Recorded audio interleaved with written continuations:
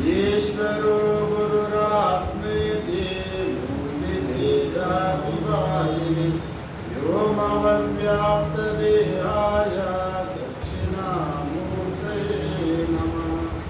ओम शांति शांति शांति। हम लोग ईशावास्य उपनिषद 8 मंत्र हम लोग समाप्त किया गया। 9वीं मंत्र में अच्छे कर्म उपासना का बारे में यहाँ पर बता रहा है। कर्म उपासना और कर्म उपासना का समुच्चय दोनों मिलकर करना है, वैसा उपनिषद का मत बता रहा है। और मंत्र 9 का एक बार हम लोग पहले उच्चारण करेंगे, इसका बारे में इसका संबंध विचार करेंगे। पहले थोड़ा इसका ये भूमिका है। ये तो कर्माणि कर्मनिष्ठाः कर्म कुर्वन्तः एव जिजीषिव तेभ्यः इदम् उच्यते। कर्म कुर्वन्त एव जिजीविषे इव तेभ्यः इदम् उच्यते। मतलब यहाँ पर जो कर्म करते हुए ही जीने के लिए जो इच्छुक है, जिजीविषा करता है, उनके लिए यहाँ पर एक कर्म का संबंध यहाँ अगले का प्रकरण बताएंगे। जो मन येषणात्रय त्याग नहीं किया हुआ संसार में रहने वाला 100 वर्ष जीने के लिए इच्छा रखने वाला, जो भी संसार में जीने के लिए इच्छा वालों के लिए यहाँ ये बाकी सब यहाँ पर कहाँ जा रहा है, कर्मनिष्ठा वालों के लिए। अभी कर्म और उपासना का समुच्चय यहाँ पर बता रहे हैं। कर्म उपासना का समुच्चय इस मंत्र का एक बार उच्चारण करें। अंधं तम प्रविशन्ति ये अविद्यामुपासते ततो भूयैव ते तमो यामो विद्यायागं रताः।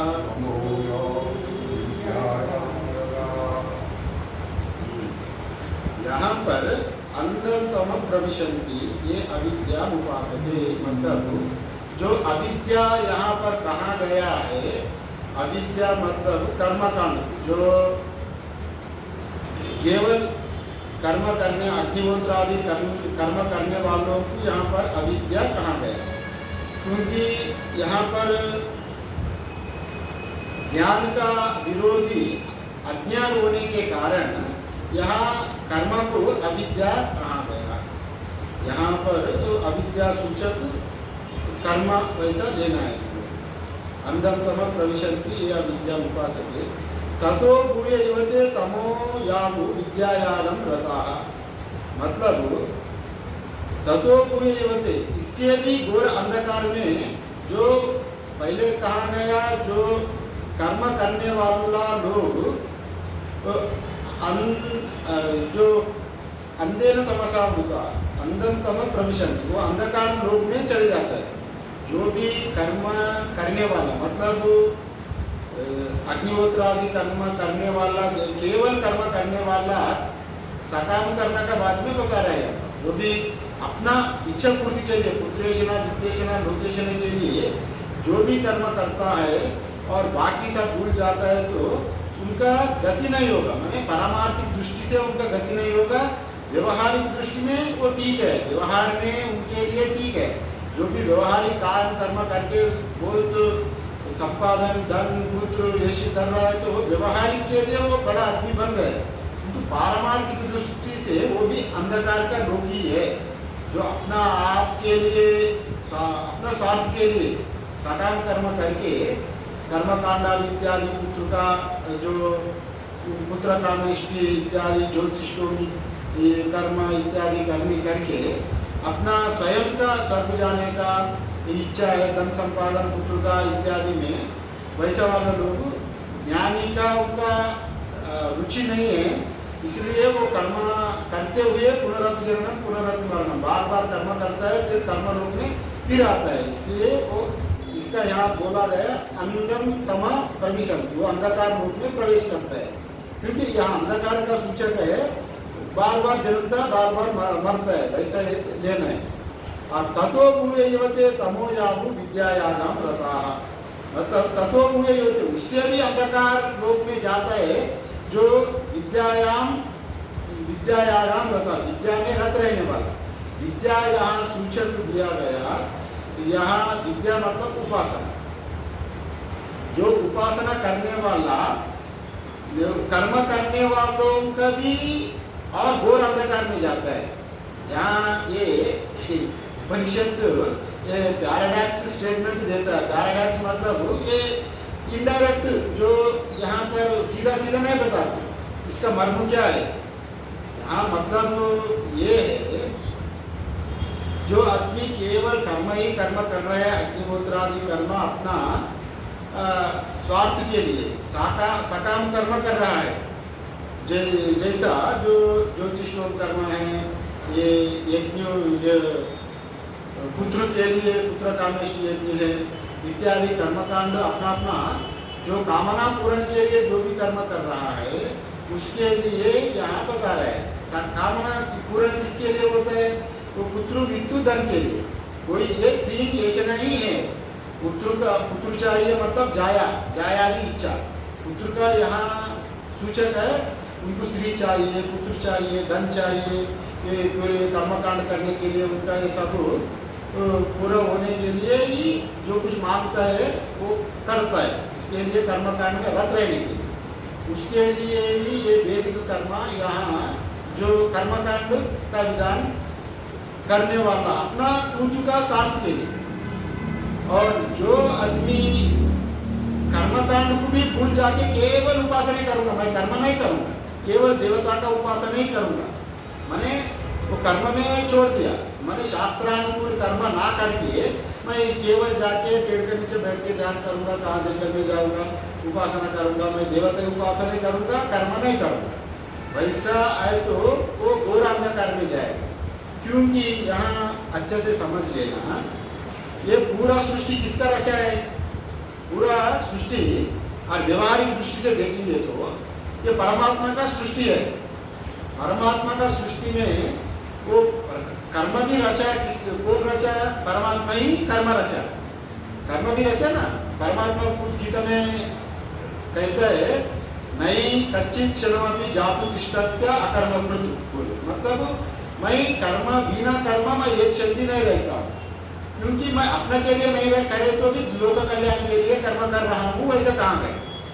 यहाँ वहाँ ज्ञान का दृष्टि से वो लोक का कल्याण के लिए कर्म कर रहे हैं परमात्मा, किंतु व्यवहारिक दृष्टि से जो आदमी कर्म करने का लायक है, किंतु वो कर्म छोड़ के केवल उपासना ही करूँगा, कर्म छोड़ने वाला वैसा केवल उपासना करे तो यहाँ कर्म करने वाला का क्या हो रहा है?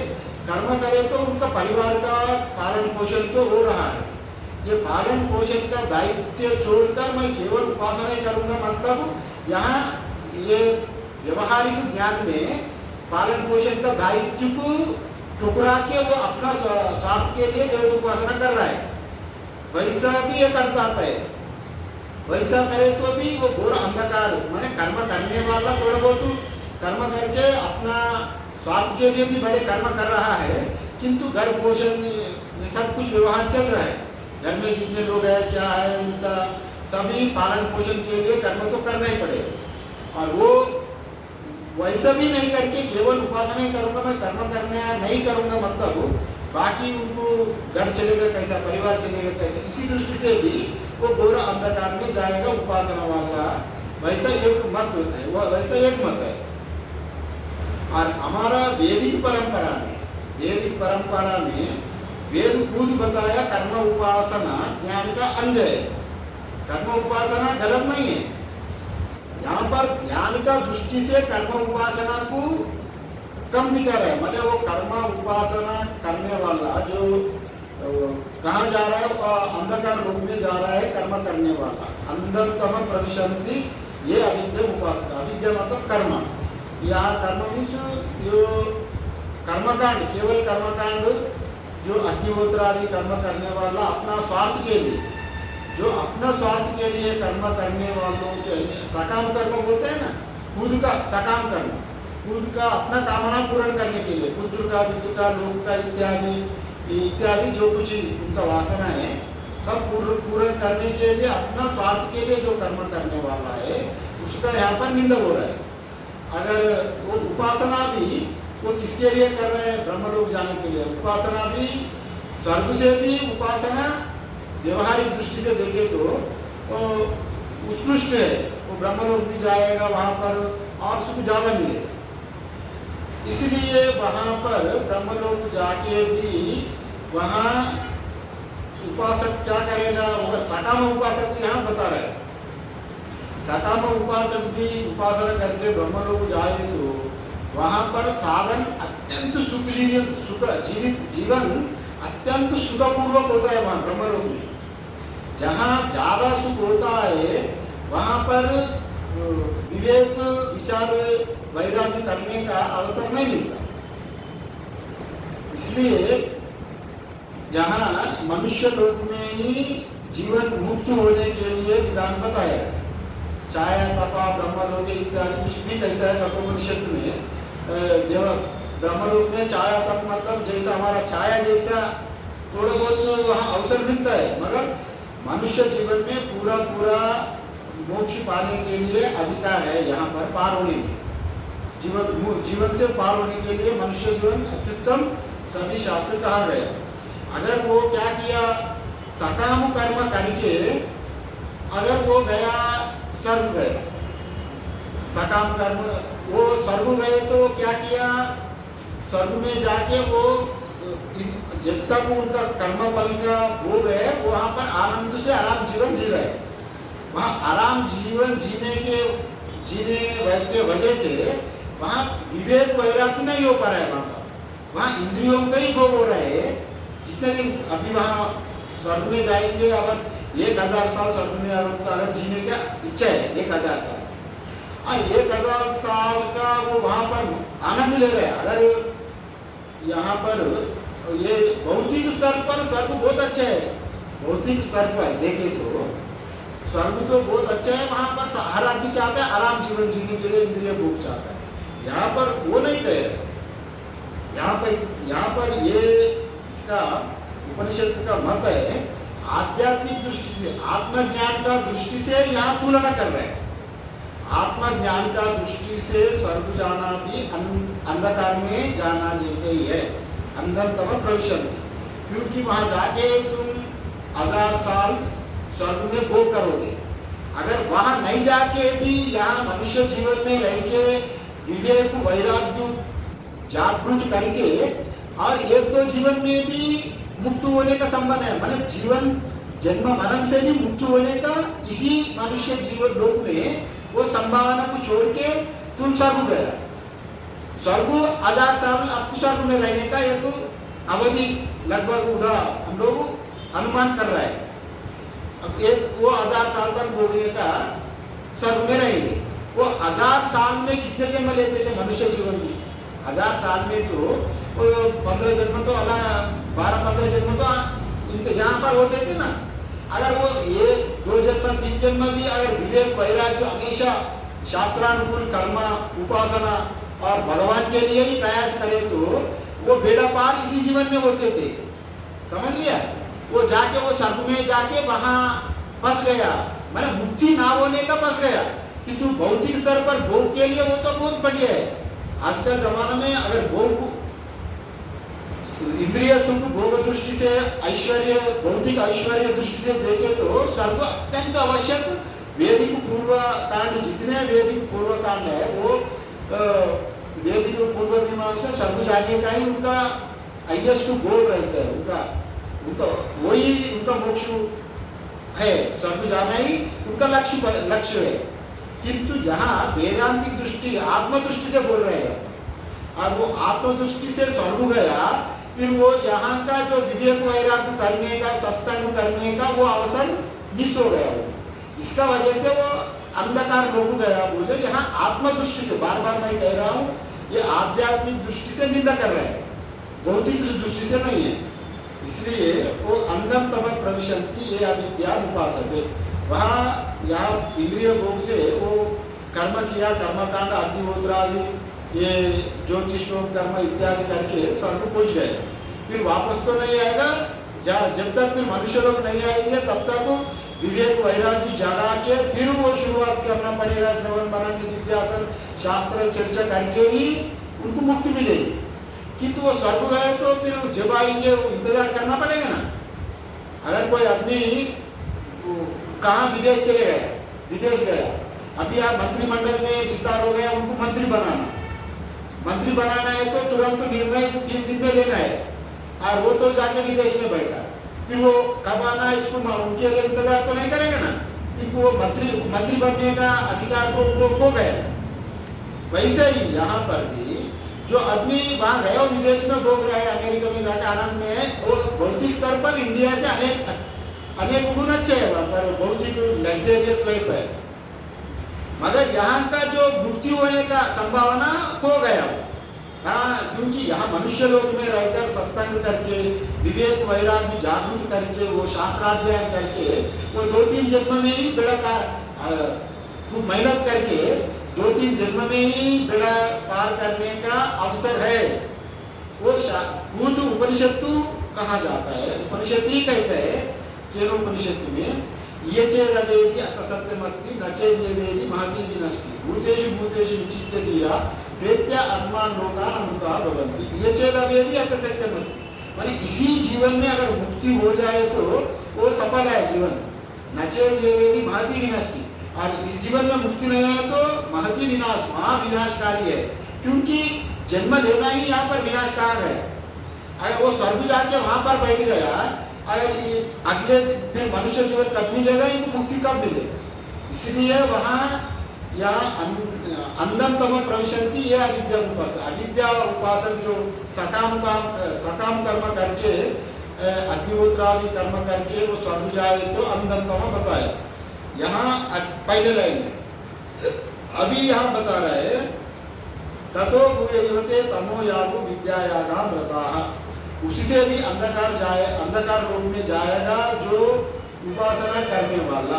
उपासना मतलब पहले बताया वो केवल कर्म को ठुकरा के केवल उपासना करने वाला, अगर वो ब्रह्मलोक जाएगा, उपासना से ब्रह्मलोक जाएगा शुक्ल गर्भ से, और उपासना जाए तो पहले स्वर्गलोक को पितृलोक कहा जाता है, और उपासना को देवलोक कहा जाता है ब्रह्मलोक। उपासना से देवलोक जाए ब्रह्मलोक, वहां जाए तो ये निष्काम उपासक नहीं है, उनको मुक्ति होने के लिए उपासना नहीं किया। अगर मुक्ति होने के लिए मोक्ष के लिए उपासना करके ब्रह्मलोक जाए तो वहां पर उनको क्रम मुक्ति होगा। वो मोक्ष के लिए अगर उपासना करे तो जैसा आकाश तारा ने ध्रुव जी अपना कामना के लिए धन के लिए नारायण को वो तपस्या किया, वो उनको सकाम भाव से ध्रुव नक्षत्र तारा मंडल में एक ध्रुव नक्षत्र रूप में वो विभूति उनको एक अभी भी विभूति उनको चल रहा है, उनको सकाम उपासना किया गया। वो मोक्ष नहीं पाया किंतु एक भगवान का विभूति रूप से रह रहा, ये भी एक कामना है, किंतु मोक्ष नहीं वहाँ। यहाँ पर जो सकाम उपासना करते हुए ही ब्रह्मलोक जाए तो वहाँ भी सुख मिलेगा। स्वर्गलोक से भी ब्रह्मलोक में अत्यंत अधिक सुख मिलेगा।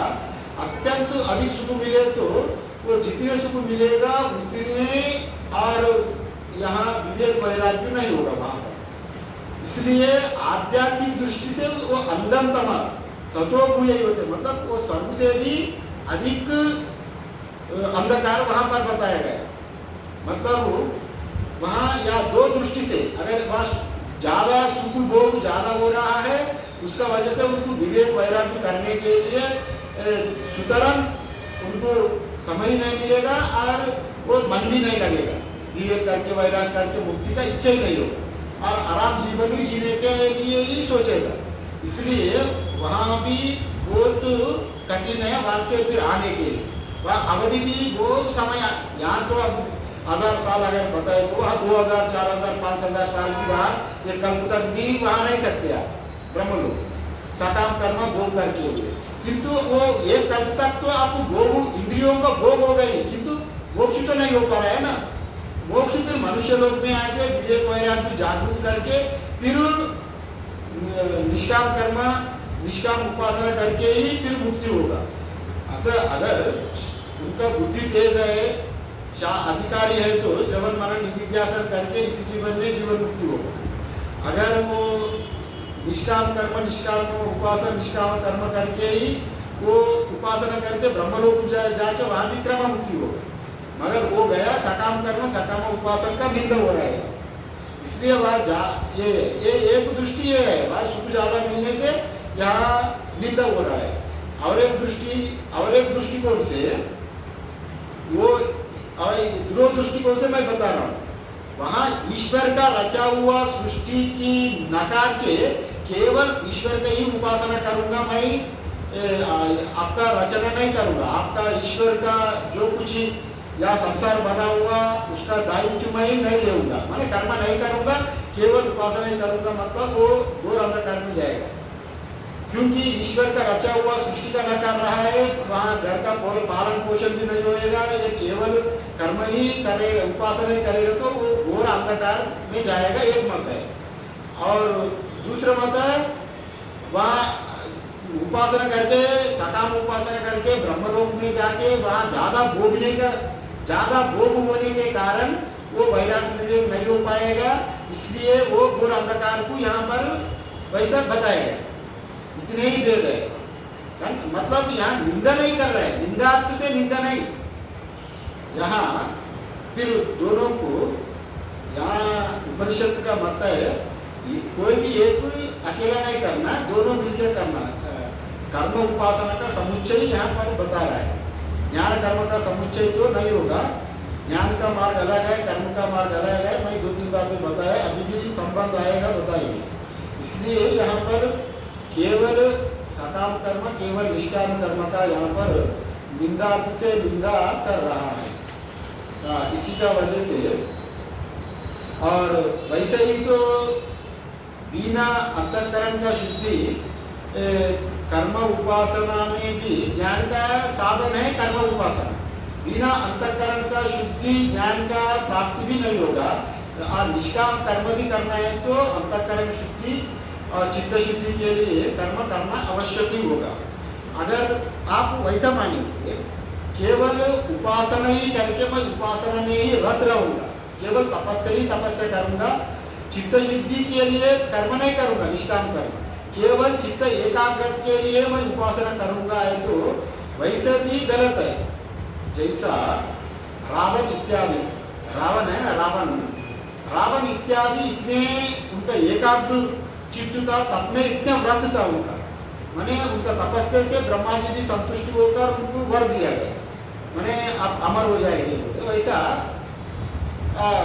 उनका प्राण जैसा नाम नहीं रहेगा किसी से नहीं, वैसा कहीं वर से ब्रह्मा जी से वर भी प्राप्त किया उनका तपस्या का बल से। उनको चित्त एकाग्रता था, चित्त शुद्धि नहीं था, चित्त एकाग्रता तपस्या से। वो निष्काम कर्म का भाव उनमें नहीं था, तो वो चित्त शुद्धि नहीं होने के कारण चित्त में काम क्रोध लोभ मोह पड़े रहा।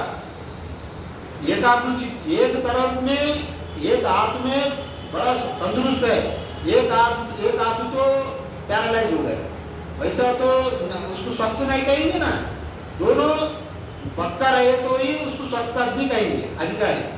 रावण का भी यही गति हो गई, वो इतने ज्ञानी होते हुए भी, उतने एकाग्र चित्त होते हुए भी, ब्राह्मण होते हुए भी उनका चित्त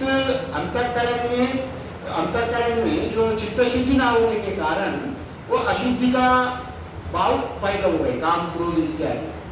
इसलिए भी शास्त्र इसका भी उल्लेख करता है। और एक भी यहाँ उपनिषद भी ये भी कहा जाता है, चित्त शुद्धि चित्त अंतःकरण जब तक शुद्धि नहीं होगा ज्ञान का प्राप्ति होने का संभव नहीं होगा। कठोपनिषद में कहा जाता है, ना विरतो दुच्चरिता न शांतो न समाहिता नाशांत मानसो वापि प्रज्ञानेनैव माप्नुया। ना विरतो दुच्चरिता, जो न शांतो न समाहिता, जो अशांत आदमी, जो दुच्चरित, जिसका चरित्र आचरण व्यवहार अच्छा नहीं है, जिसका अंतःकरण शुद्धि नहीं है, चित्त एकाग्रता नहीं है, वैसा वाला आदमी ज्ञान प्राप्ति नहीं होगा, ज्ञान में वृद्धि नहीं होगा। ये कठोपनिषद का भी उल्लेख किया गया।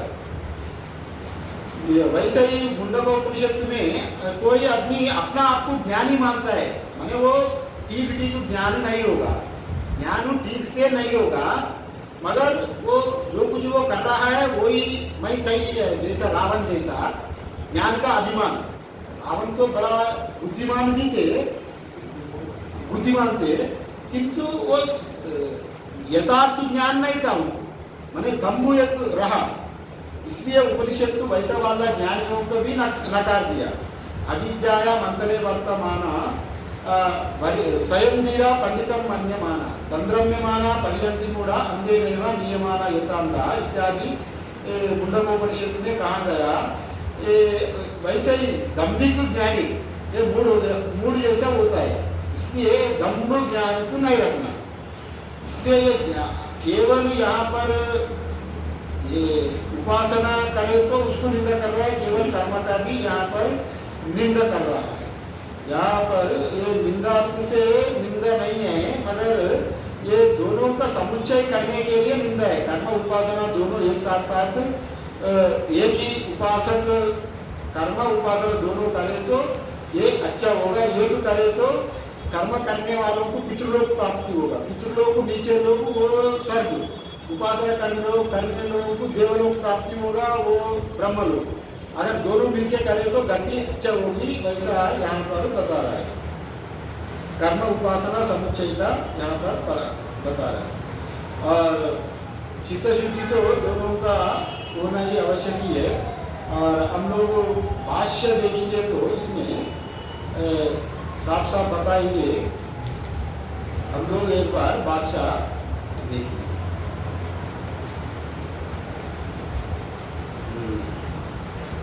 यहाँ पर कथम ये पूर्व पक्षी आक्षेप कर रहा है, कथम पुनरेवं अवगम्यते न तो सर्वेषां इति। पूर्व पक्षी यहाँ पर कह रहा है, यहाँ कैसे ज्ञात होता है कि यहाँ विधि, यहाँ पर जो विधि कर्मनिष्ठ के लिए ही बताया गया है, सबके लिए नहीं है। मैंने जो अंधतम प्रविशंति जो है, जो कर्म और उपासना का अधिकारी अज्ञानी के लिए ही ये जो बताया गया मंत्र अंधतम प्रविशंति इत्यादि अज्ञानी के लिए ही बताया, सबके लिए बताया नहीं, वैसा आप कैसे बोल सकते हैं? यहाँ पर ये बता रहा है, यहाँ कैसा आपको अवगत हुआ कि अंधतम इत्यादि कर्मनिष्ठा अज्ञानी के लिए ही जो प्रारंभ किया गया तत्ववेत्ता के लिए क्यों नहीं, वो आप कैसा बोल सकते हैं? वैसा पूर्व पक्षी ने यहाँ पर आक्षेप कर रहा है। इस पर सिद्धांती एकादेशी उत्तर दे रहा है, उच्यते अकामिनः। यहाँ पर भाष्य प्रारंभ हो रहा है अकामिनः, अकामी होने का वजह से, माने सकाम कर्म करने वालों को ये अंधतम प्रविशंति अज्ञानी कहा गया। यहाँ पर ये ज्ञानी के लिए क्यों नहीं कहा, मतलब यहाँ पर अकामिनः माने कामना ना होने के कारण, माने पुत्रु मृत्यु लोक आदि कामना ना होने के कारण उनको ये अधिकारी अलग है। इसलिए यहाँ अकामनः साध्य साधन भेद उपमर्देन, साध्य साधन भेद उपमर्देन, इनको एक साधन करके एक साध्य वस्तु को प्राप्ति करना है, वैसा इच्छा इनको नहीं है, इनको कामना नहीं है। साध्य साधन का उपमर्दन, वे कुछ करके कुछ पाने का इच्छा भी ज्ञानी का नहीं होने के कारण इनको ये अधिकारी अलग है। इसको ज्ञान कर्म समुच्चय बता रहा है, मतलब ये पूर्व पक्ष जो कह रहा है ज्ञानी का कर्म का ही ये मंत्र होना चाहिए। आप केवल अज्ञानी के लिए ही अंधतम मंत्र होगा, ज्ञानी के लिए क्यों नहीं होगा, वैसा बता रहे हैं। यहाँ पर ज्ञान कर्म का समुच्चय ही क्यों नहीं होगा, माने ये ज्ञान अज्ञानी वालों के लिए, कर्मनिष्ठ वालों के लिए अंधतम इत्यादि मंत्र आप बता रहा है। आप कैसे जाना, इसको ज्ञान वालों के लिए भी लेना चाहिए। ज्ञानी वालों को ये मंत्र नहीं लेना है, आप कैसा कह सकते हैं? मतलब इसका मतलब ये कह रहा है अज्ञानी की ज्ञानी की भी यही मंत्र होना चाहिए, ज्ञानी का भी ये मंत्र उनको भी अनुसरण करना चाहिए, ये मंत्र उनके लिए भी उल्लेख है, वैसा पूर्व पक्ष का आक्षेप है। अगर वैसा करे तो यहाँ पर दोष आ जाएगा, क्योंकि ये तो पूर्व वाला येषणा वाला है, वो पुत्रेषण वित्तेषण लोकेषण उनका मन्य है, इसलिए वो उनका कैटेगरी अलग है। और ये येषणा त्रय वालों को वो अकामिना साध्य साधन भेदो उपमर्देन यस्मिन् सर्वाणि भूतानि आत्मैव विजानता तत्र को मोह कशोक एकत्र अनुपश्यता इत्यादि मंत्र से 7 नंबर मंत्र में हम लोग देखा यस्मिन् सर्वाणि भूतानि आत्मैव अभूत बुद्धि विषय यस्मिन् सर्वाणि भूतानि आत्मैव भूत विजानता, आत्मा ही ऐ हो गया वो।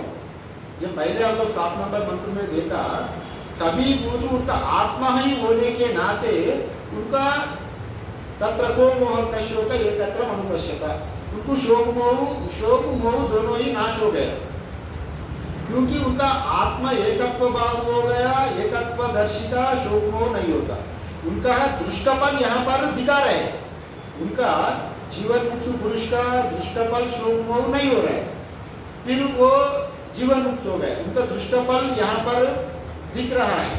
अज्ञानी का वो पुत्रेषण वित्तेषण लोकेषण के लिए वो काम करके स्वर्ग के लिए और ब्रह्मलोक के लिए उपासना करके जाने के लिए वजह से उनका फलभेद अदृष्ट मरने का बाद होगा। ज्ञानी फिर उनको शोक मोह नाश तो नहीं होगा, नहीं हुआ अज्ञानी का। ज्ञानी का तो शोक मोह अभी भी नाश हो गया, उनको इनको दोनों को आप समुच्चय कैसा कर सकते हैं? ये एकदेशी कह रहा है यहाँ सिद्धांति, यस्मिन् सर्वाणि भूतानि आत्मैव विजानता तत्र को मोह कशोक एकत्र अनुपश्यता इति। तस्मात् आत्मैकत्व विज्ञानम् उक्तम, आत्मा एकत्व विज्ञानम् उक्तम। एकत्व विज्ञान मीन्स यहाँ विज्ञान मीन्स अपरोक्ष अनुभूति, आत्मा का जो अपरोक्ष अनुभव किया हुआ जो जीवन मुक्त पुरुष से आप जो कर्मकांडी का कैसा तुलना कर सकते हैं, यहाँ पर वैसा नहीं होगा इत्यादि यहाँ पर बताया गया। आत्मविज्ञानम उत्तम तन ना केनचित् तत् कर्मणा ज्ञानांतरेण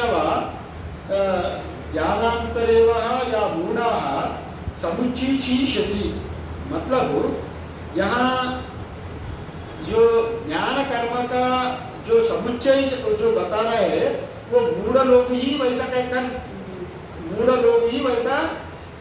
कह सकते हैं, वो अज्ञानी लोग ही वैसा कह सकते हैं, मगर ज्ञान का कर्म का समुच्चय होना चाहिए बोलते, क्योंकि वो संभव ही नहीं है। ये तो आत्मज्ञ पुरुष उनका सब येषणा त्याग वालों के लिए जो त्याग नहीं किया हुआ उनके लिए एक ही अधिकार कैसे होगा? उनका अधिकार भेद भी अलग है, फल भेद भी अलग है, साधन भेद भी अलग है। ये तीनों अलग होने के नाते मूढ़ लोग भी वैसा कहते हैं समुच्चीषया, अविद्वान आदि निंदा किए थे, जो अविद्वान को निंदा करने के लिए यहाँ पर ये बताया गया। इसलिए यहाँ पर ज्ञान कर्म का समुच्चय नहीं होगा। यहाँ तो समुच्चय की इच्छा से ही अविद्वान आदि की निंदा की है, जो अविद्वान की निंदा के लिए समुच्चय ही यहाँ पर बताया गया है। अन्य और शास्त्र के अनुसार जिसके साथ समुच्चय हो सकता है वही यहाँ कहा गया है। तत्र च ये बता रहे हैं, तत्र च यस्या येन समुच्चयः संभवति न्यायतः शास्त्रतो वा तत् उच्यते। माने शास्त्र का अनुसार जिसको जैसा समुच्चय होना चाहिए वो समुच्चय यहाँ पर बता रहा है। केवल आप जो पूर्व मीमांसा बता रहा है कर्म का ज्ञान का समुच्चय, आप जैसे बोल रहे हैं अज्ञानी लोग वैसा मानता है, मगर शास्त्र प्रकार से वैसा नहीं होगा, क्योंकि शास्त्र का अनुसार से वो अभी जो बताएगा शास्त्र का इसका दृष्टांत भी दिया है नीचे, ऐसा शास्त्र जो बता रहा है। यद दैवम वित्तम यदेवं वित्तम देवता विषयम ज्ञानम। यद दैवम वित्तम देवता विषयम ज्ञानम। एक दैव वित्त, एक मानुष्य वित्तु है, एक दैव वित्तु है। दो प्रकार का वित्तु यहाँ पर बताया गया। वित्तु मतलब यहाँ पर पैसा वैसा नहीं लेना।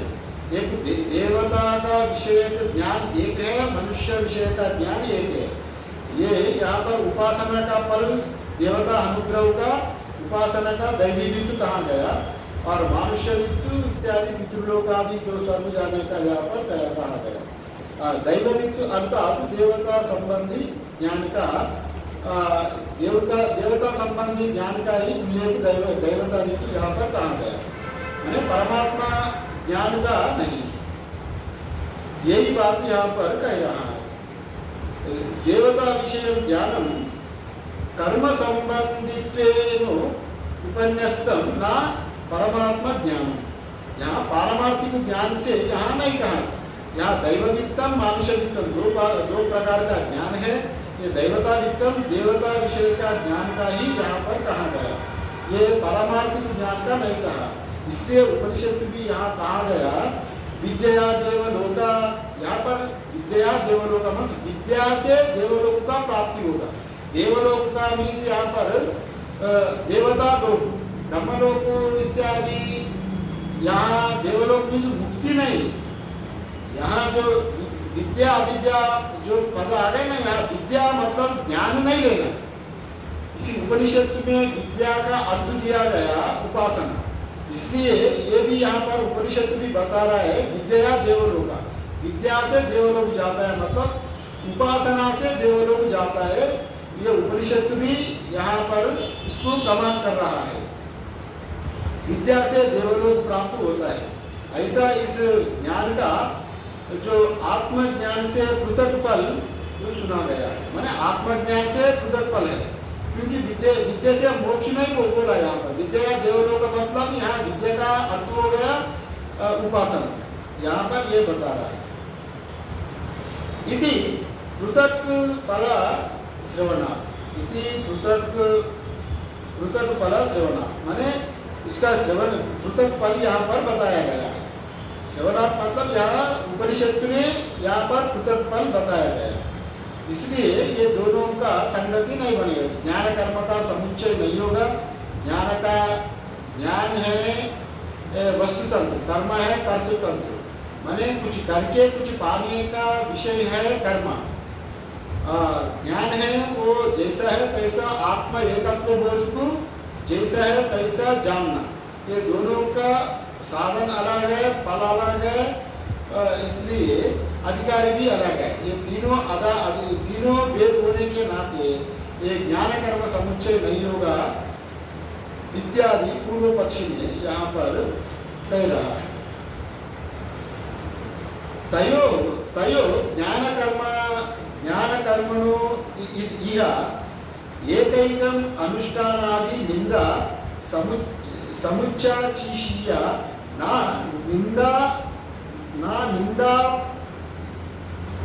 निंदा परैवः एकैकस्य पृथक फलाश्रवणा। यहाँ पर निंदा से निंदा नहीं कह रहा है, माने यहाँ पर एक का निंदा करने का यहाँ पर निंदा हो रहा है। निंदा से निंदा नहीं कर रहा है। शास्त्र का जो निंदा है केवल ज्ञान ही कर्म ही करे, उसका निष्काम कर्म केवल ही कर्म करे तो उसका निंदा हो रहा है, केवल उपासना करे तो ही उसका निंदा हो रहा है। पृथक निंदा हो रहा है, समुच्चय का निंदा नहीं हो रहा है। यहाँ पर ये बताया वहाँ समुच्चय के अभिप्राय से है, निंदा के लिए नहीं। मैंने या निंदा करने के लिए निंदा नहीं है, दोनों को एक ही अधिकारी, कर्म उपासना एक ही अधिकारी, और कर्म भी करे उपासना भी करे।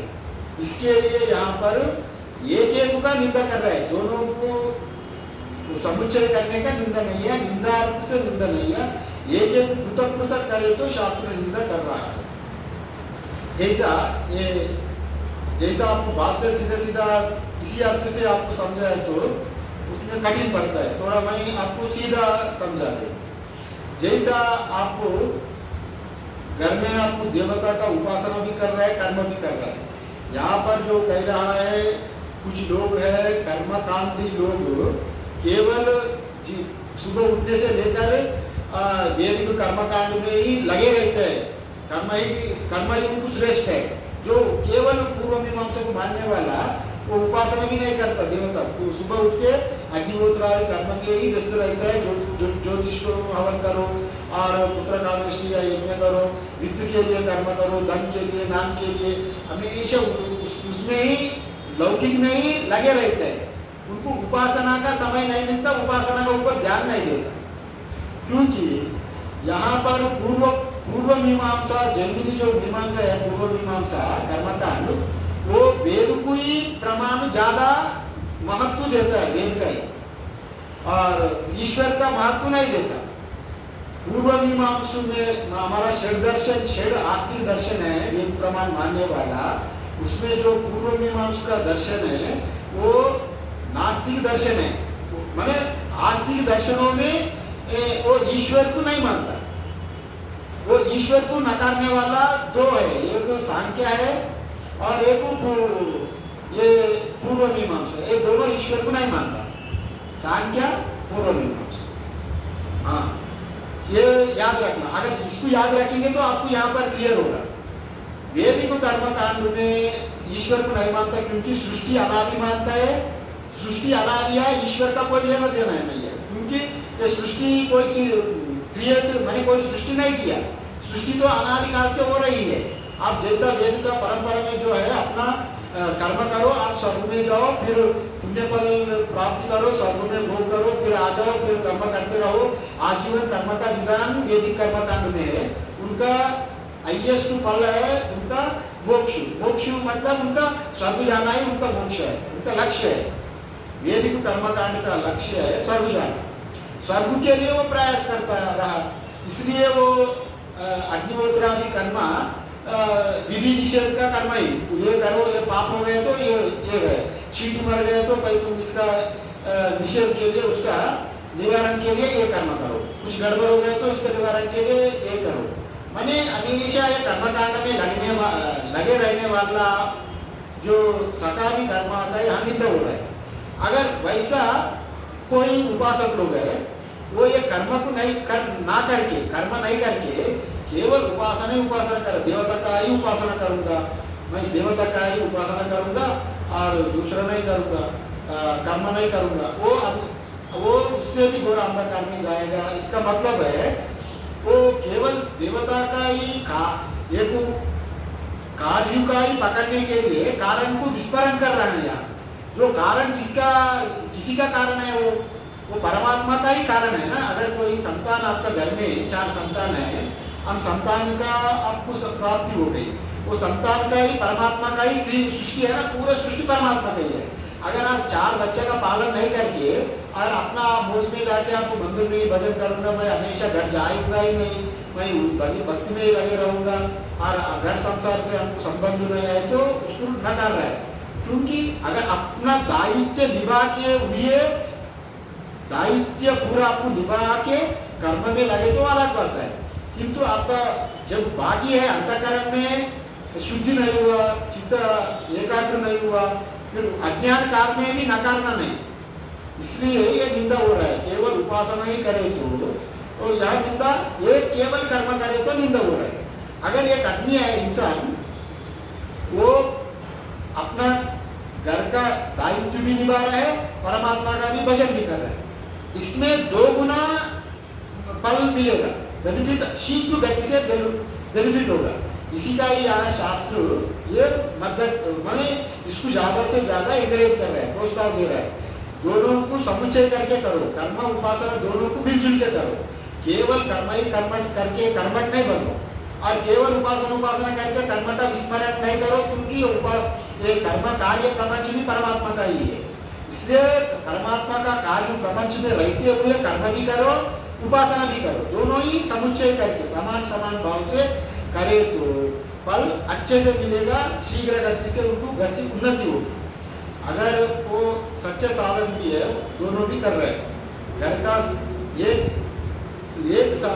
एक ही साथ निष्काम कर्म निष्काम उपासना भी वैसे भी कर सकते, वो भेद अच्छा है। और आप सुबह सुबह ईश्वर ध्यान किया, ईश्वर का उपासना किया, 1 घंटा 2 घंटा पूजा पाठ किया, पूरा दिन अपना निष्काम कर्म भी हो, सकामता अपना कर्म किया, वो भी ठीक है। और कोई आदमी सुबह उठ के अग्निहोत्र आदि कर्म किया 1 घंटा, बाद में आके अपना दायित्व निभाया, फिर ईश्वर का ध्यान भी किया, पूजन पाठ अपना अपना कर्तव्य कर्म भी किया, तो उसमें दोष नहीं लगेगा, दोनों को मिलजुल के करे। क्योंकि केवल कर्म करे तो कर्मफल होगा पितृलोक। यहाँ पर जो बता रहा है कर्म का फल होगा पितृलोक, कर्मणा पितृलोक, कर्म का फल होगा पितृलोक। केवल कर्म करे तो तुम स्वर्ग ही जाओगे, पितृलोक उसका फल अलग। केवल उपासना करे तो वो गति बताया देवलोक का, वहाँ पर अगर ये आदमी उपासना में अगर रक्त में ना होने के कारण जिनकी उपासना जब ना हो पाए, फिर वो देवलोक भी जाने में उनका कितने विडंबना हो सकता है। और कर्म उपासना दोनों समुच्चय एक ही साधक करें तो उनका गति शीघ्र होगा, उनका उन्नति जल्दी होगा, वैसा यहाँ पर बताया गया। इसलिए भगवान का कर्म भी करो और उपासना भी करो। इस पर यहाँ एक बता रहा है इति पृथक फल श्रवण तयो ज्ञान कर्मणो इह एकैक अनुष्ठान निंदा समुच्चय चीषया न निंदा परैव एकैकस्य पृथक फल श्रवण। ये एक का पृथक फल है ना, मैं अभी जो बता रहा कर्म करे तो पितृलोक का कर्मणा पितृलोक का विद्या ये उपासना विद्या देवलोक, दोनों का फल भी पृथक पृथक है। इसलिए यहाँ पर निंदात्मक निंदा नहीं है, यहाँ समुच्चयार्थ निंदा है, मतलब दोनों को मिला के करने के लिए एंकरेजमेंट करने के लिए यहाँ निंदा कर रहा है। यहाँ पर उपनिषद भी कह रहा है या श्रुति कोट कर रहा है, उस विद्या तदारोहन्ति विद्या देव लोका इत्यादि यहाँ पर बताया। जो मतलब विद्या मतलब यह देवता ज्ञान से बताया गया, आरूढ़ होता है। विद्या से देवलोक की प्राप्ति होती है, विद्या से देवलोक की प्राप्ति में ब्रह्मलोक जाता है। या देवलोक में ब्रह्मलोक समझना, पितृलोक में स्वर्ग समझना। पितृलोक कैसे जाएगा? धूम मार्ग, या देवलोक मार्ग जाएगा शुक्ल गति शुक्ल मार्ग। तो दोनों को जाने का रास्ता भी बताइए आ गया है। वह दक्षिणा मार्ग से और जाने वाले नहीं पहुँचते, माने कर्मलोक से जो पितृलोक जाने वाला जो कर्माधिकारी देवलोक को जाने वाला वो शुक्ल मार्ग में नहीं पहुँचते। इसलिए अगर दोनों मिलके करें तो इनको प्रमोशन हो जाएगा, देवलोक जाके वहाँ पर इनको ब्रह्मा जी से अगर निष्काम कर भाव से कर्म उपासना करेंगे तो उसका कर्म पर उपासना बल से वो ब्रह्मलोक जाके वहाँ पर ब्रह्मलोक जाके मुक्ति संभव है, मुक्ति पा सकती है इत्यादि यहाँ पर बताया। विद्या तदारोहन्ति विद्या देवलोका इत्यादि बृहदारण्यके श्रुति। न तत्र दक्षिणायन्ति कर्मणा पितृलोका, न तत्र दक्षिणायन्ति कर्मणा पितृलोका यहाँ बताया गया। मतलब जो कर्म करने वाला जो कर्म केवल कर्म करने वाला न तत्र दक्षिणायन, मतलब वो उत्तरायण जाने वाला जो देवलोक है, ये दक्षिणायन जाने वाला पितृलोक जाने वाला कर्मी देवलोक नहीं जा सकते। इसलिए यहाँ पर निंदा हो रहा है, पितृलोक को केवल कर्म मत करो, केवल उपासना मत करो, कर्मणा पितृलोका इत्यादि बृहदारण्यक का उपनिषद में यहाँ बताया। इति नहीं शास्त्र विहितम किंचित अकर्तव्यतम इति किंचित अकर्तव्यताम इति इति ईयत। मतलब यहाँ पर जो बताया गया, एक एक का पृथक फल बतलाने वाली श्रुतियाँ भी वैसे ही मिलती है, और शास्त्र विहित कोई भी बात जो अकर्तव्य नहीं हो सकती है। यहाँ पर वही बता रहा है, शास्त्र विहितम किंचित कर्तव्यताम ईयात। मतलब कोई भी शास्त्र बताने वाला वह अकर्तव्य नहीं होता, कर्तव्य ही होता। मतलब जो शास्त्र प्रमाण है, कर्मणा पितृलोका इत्यादि जो बताया है, विद्या देवलोका, ये दोनों ही कर्म का और उपासना का दोनों का अलग अलग फल बता रहा है, अलग अलग जाने का विधान भी, दक्षिणायन उत्तरायण दोनों ही बता रहा है। शास्त्रों का मत भी यही है, एक एक करके नहीं करना। अगर कर्म करने वाला उनका गति होगा पितृलोक, उपासना करने वाला देवलोक होगा, दोनों का विधान भी अलग अलग है। इसलिए दोनों मिलजुल के करें तो इनका गति शीघ्र होगा। इसलिए केवल उपासना ही नहीं करो, केवल भगवान को स्तुति करते करते ही अगर अपना उनका भगवान ही बना हुआ जो उनका सृष्टि की अवहेलना करके केवल उनमें ही रत रहे तो भगवान संतुष्ट नहीं होगा। यहाँ पर एक उदाहरण देता हूँ मैं आपको। स्वामी विवेकानंद का नाम सुना है ना? विवेकानंद जी का एक रामेश्वरम में रहते समय एक उपन्यास किया था, एक उदाहरण दिया। एक बगीचे में दो कर्मचारी काम करते थे, एक बगीचे में एक माली दो माली बगीचे में काम करते थे। एक माली हमेशा मेहनत वाला थे, एक माली मेहनत वाला थे, खूब काम करते थे, खूब काम करके और सफल फूल जो भी फूल फल सब उगा के मालिक का घर पहुंचाते थे। और एक कर्मचारी कोई कुछ भी नहीं करते थे। जब मालिक देखने आते थे ना खेती, अरे मालिक का प्रशंसा करते थे, अरे मालिक कितने अच्छा है, कितने धनवान वाला है, कितने सत्वगुणी है, आपका चेहरा इतने अच्छा है, मालिक आपको बहुत लोग प्रशंसा करता है। मालिक को जब आता है तो मालिक को खूब प्रशंसा करेगा, किंतु वो कर्म नहीं करेगा। कि कर्म में वो कर्मचोर है, किंतु इसमें मालिक को चढ़ाने में महाशूर है। इसलिए अगर ये तो मेहनत खूब दिन भर मेहनत कर रहा है, जो भी फल मिल रहा है तो घर में पहुंचा रहा है, दूसरा आदमी केवल मालिक की ही स्तुति कर रहा है। और विवेकानंद वहां पर बोलता है कौन अच्छा है, और केवल मालिक का ही स्तुति कर रहा है, वो कर्म नहीं कर रहा है। ये तो मालिक का, ये तो पूर्ण कर्म कर रहा है, तो सामान तो मालिक का घर में पहुंच रहा है, इसमें से कुछ ही काम नहीं हो रहा है, उससे तो कुछ ही तो काम हो रहा है ना, वो तो बेटर है। इसलिए अंतमतम प्रविशन्ति ये विद्या उपासते ततो मुह्यते तमो याव विद्यायागम रता। मतलब जो थोड़ा बहुत कर्म करके सामान तो मालिक के घर में पहुंचा रहा है, वो तो अच्छा है ना। एक आदमी तो केवल मालिक का ही प्रशंसा ही कर रहा है और काम तो कुछ नहीं कर रहा है, किंतु मालिक तो जिस पर प्रशंसा होगा ज्यादा, जो फल मिल रहा है, जिससे फल जो सब्जी फूल इत्यादि जो गेहूं इत्यादि पहुंचा रहा है घर में, उससे ज्यादा संतुष्ट होगा ना। केवल प्रशंसा ही करके काम चोर करे तो फिर वहां पर मालिक संतुष्ट नहीं होगा, वैसा होगा ना। वैसे ही यहाँ पर दृष्टांत दिया गया, वहां भी वैसे भी यहाँ पर लगभग एग्जैक्टली वही यहाँ पर लेना है, वैसा नहीं है।